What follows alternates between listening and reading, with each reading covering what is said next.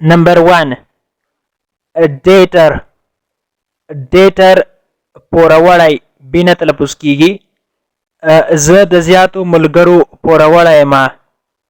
I am dater from most of my friends. I am dater from most of my friends. Casualty. Casualty مرګ ژوبله.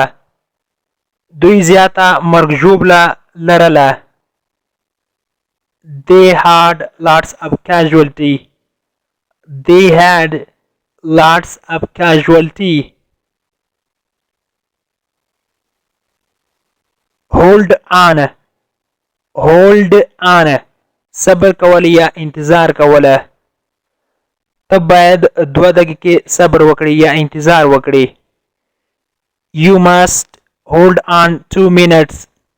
You must hold on 2 minutes. Optional prayer. Optional prayer نفل منځ یا نفل. زه کله کله نفل منځ کوم. I offer optional prayer of in honor. I offer optional prayer of in honor. زه کله کله د نفل منځ کوم. of in on معنی ده کله نه کله.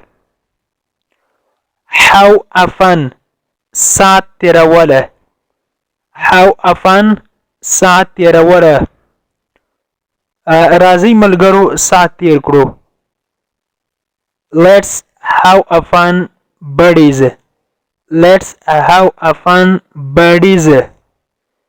راځئ ملګرو ساعت تیر کړو یا خوند واخلو.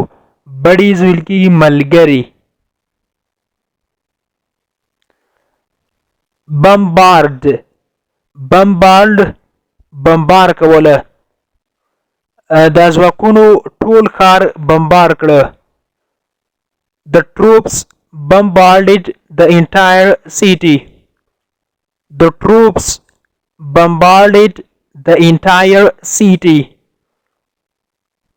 troops ویل کېږي ځواکونه. bombard بمباروله. entire معنا دا ټول. city ویل کېږي ښار ته. cross. cross د کراس معنا ده تیریدل. لکه د یو ځای څخه بل ځای ته تیریدل. لکه په سړک تیریدل.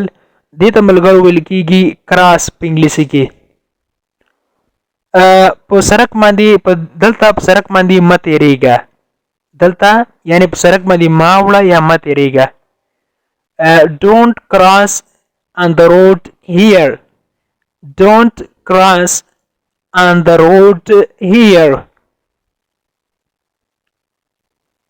Civilians. Civilians عوام.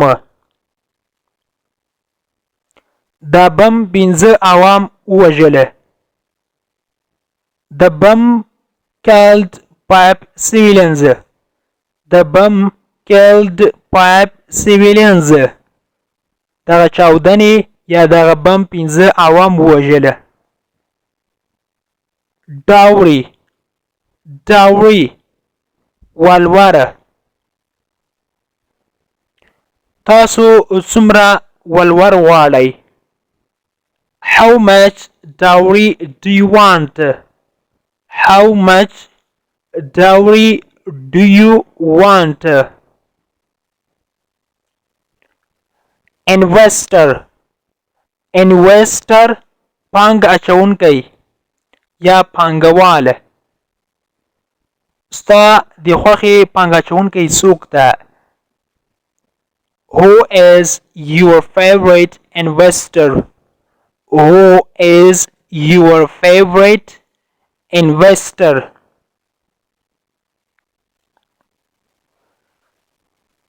Innocent بېګناه. Innocent بېګناه. هغه یو بېګناه هلک ده. He is an innocent boy. He is an innocent boy. impatient impatient بے صبره څوک چې صبر نه کوي حوصله نه لري یا بې حوصلې وي هغې ته په انګلیسي کې وایي impatient impatient بې صبره کېږه ما یا بې حوصلې کېږه ما نو په انګلیسي کې به وایو don't be impatient don't be impatient doomsday doomsday د قیامت ورځ یا د آخرت ورځ یا وروستۍ ورځ د قیامت د ورځې لپاره ځان تیار کړه ځان آماده کړه prepare yourself for doomsday prepare yourself for doomsday diplomatic سیاسی په سیاسي موضوعاتو کې مداخله مکوه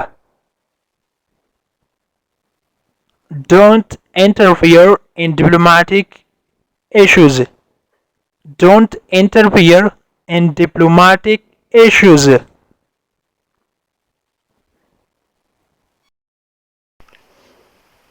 د انګلیش ټو پښتو لرنینګ کورس ګرانو زده کوونکو د نن ورځې کلاس تر دې ځای پورې و هیله ده چې یو څه مو ورڅخه زده کړي وي که غواړئ چې انګلیسي ژبه په سیمپل ساده پښتو ژبه کې زده کړئ نو مهرباني وکړئ زموږ انګلیش ټو پښتو لرنینګ چینل در سره سبسکرایب کړئ او تر څنګ یې د بیل آیکن ووهئ او بیا په آل کلیک وکړئ دې سره به زموږ هر نوی کلاس چې موږ یې روزانه اپلوډ کوو تاسو ته په خپل ټایم در ورسیږي او که چیرته کومه غوښتنه نیوکه یا پیشنهاد لرئ نو مهرباني وکړئ موږ ته یې په کمنټ باکس کې پرېږدئ تر بیا چې زه حاضرېږم تر هغې مو په پاک رب سپارم هر چیرې چې یاست الله مو مل شه thank you so much for watching